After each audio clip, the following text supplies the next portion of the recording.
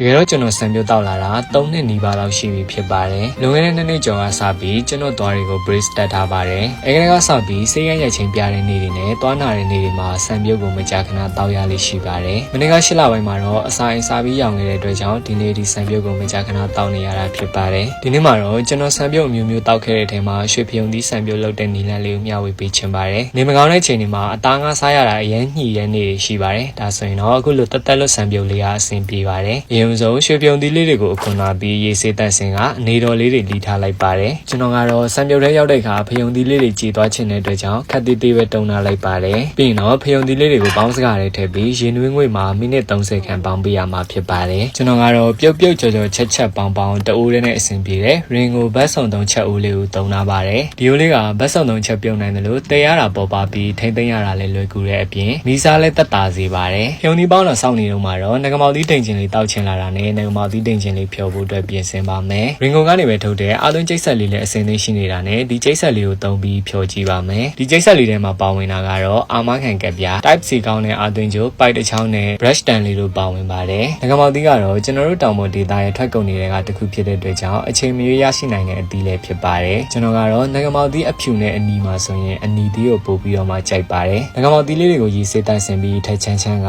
အနေတော်လေးတွေလီပြီးရင်ကိုကျိတ်ဆက်လေးတွေကိုထည့်လိုက်ပါမယ်။ပြီးတော့စက္ကန့်40လောက်ကျိတ်လိုက်တာနဲ့ငကမောက်သီး smoothie လေးကိုအစင်းနဲ့ရရှိမှာဖြစ်ပါတယ်။ဒီကျိတ်ဆက်လေးကအာသွင်းထားနိုင်ပြီးမီးပြတ်တဲ့နေ့တွေမှာအရေးပေါ်သုံးလို့ရတယ်လို့ခရီးဆောင်အနေနဲ့လည်းတည်ယူသွားလို့ရပါတယ်။ကျွန်တော် brace စတက်ခါစားမှာဆိုရင်တစ်လလုံးဒီကအမားတွေစားလို့မရတဲ့လတွေရှိပါတယ်။ဆံမျိုးတောက်ရတာလည်းနေ့တိုင်းကြီးငွေလာပြီဆိုရင်အခုလိုကျိတ်ဆက်လေးတွေကိုထမင်းနဲ့ဟင်းတွေရောကျိတ်ပြီးစားရတဲ့နေ့တွေလည်းရှိပါတယ်။ဘိုက်စာပြီးမီးပြတ်တဲ့နေ့တွေမှာလည်းအချိန်မီသုံးလို့ရတဲ့အတွက်ကြောင့်အရန်ကိုအဆင်ပြေခဲ့ပါတယ်။